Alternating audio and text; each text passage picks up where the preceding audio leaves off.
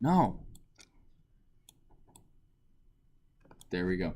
So I have this folder called Python scripts right here. I'd recommend you guys make one of these and add this to your path as well, because you want Python to be able to run the pip install, one sec, Zach, those sorts of commands, but you also, instead of having to save everything there every single time, and if you forget where you saved it, then it's kind of lame and you got to find it, I'd recommend saving stuff in here and periodically comping that over to your OneDrive.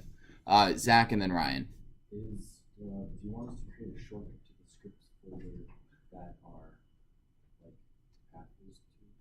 You could do that. I would create a new folder itself.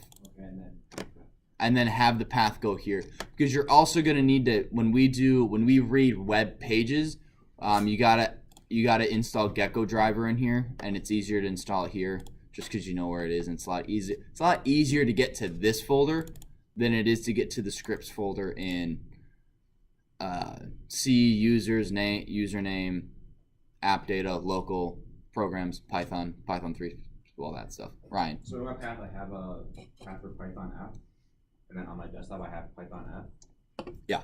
But inside Python app, I have folders.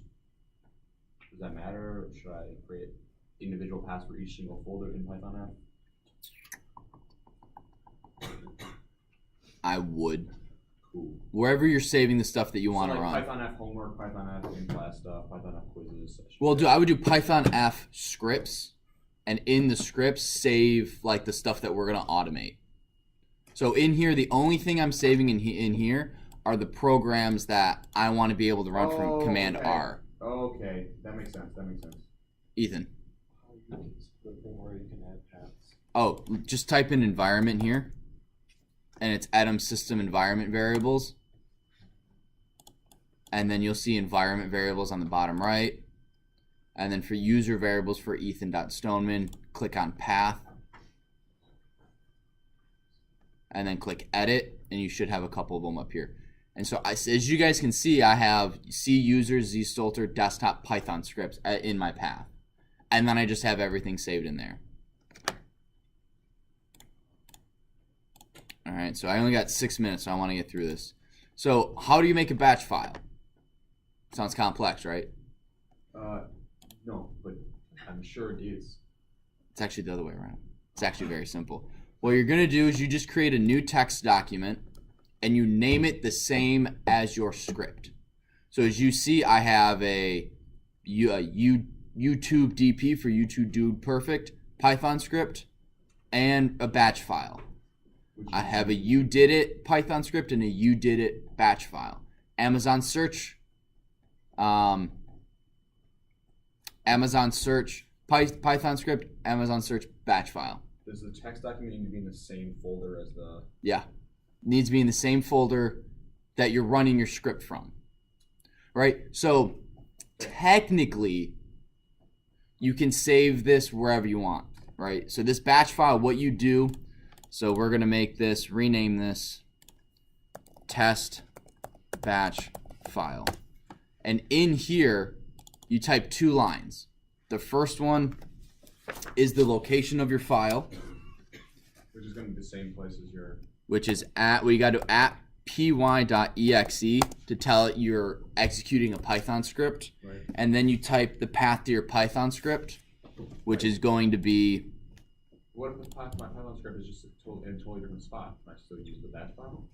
I'm pretty sure. I always do it just for convenience sake, and I know where everything is, and they're all together. I do everything in the same file, Okay, so in the same folder, I can have a folder with just all text. with all batch files. It's all batch files, and then just.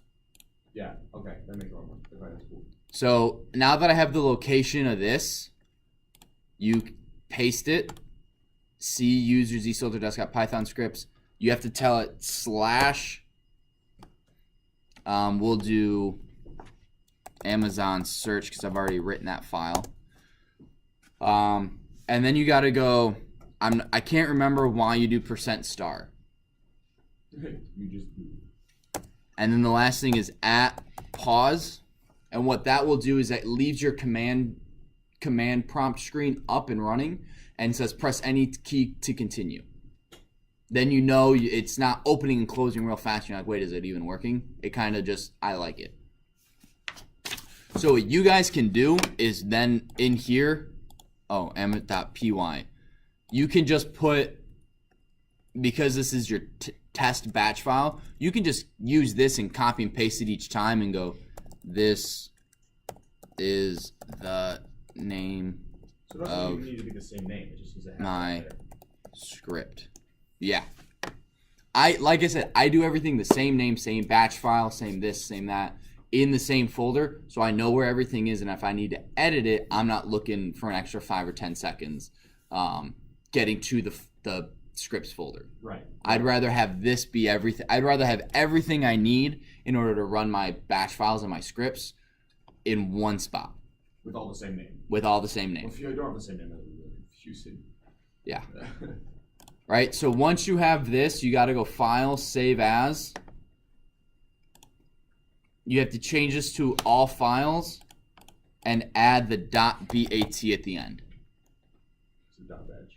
Yeah. And then you hit Save, and you'll see in here, I now have a test batch file test document and a test batch file batch file.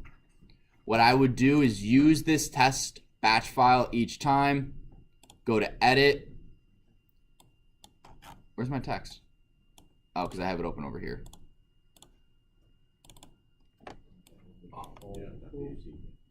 Wait, Yeah.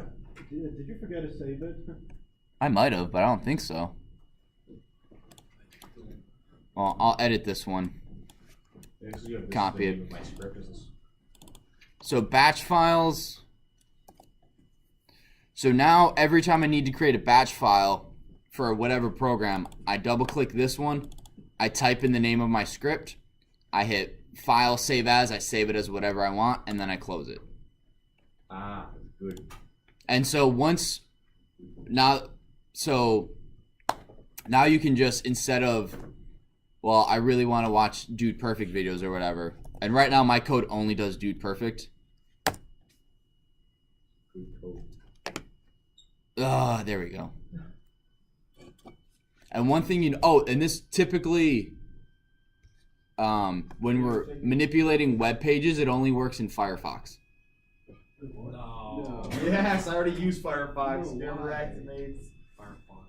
because Firefox is the best. I think Firefox works better with Python than Chrome. But okay, so apparently something went wrong because it's not searching YouTube for Dude Perfect. So, and see, I have an error. I have an element not interactable exception. Element not interactable. So what can happen, in just the 2 minutes that I have left, when you're doing that sort of thing, you look for very specific things in the website, and if they edit the website at all, it can change your code. So if this isn't working, then I have to go, all right, well, I got to go re-find the specific thing on the web page I was looking for, and then I have to rewrite the code. So that's probably what happened here, but I'm not going to look into that right now. All right, so we've covered, what did we cover today? Tommy, give me one thing.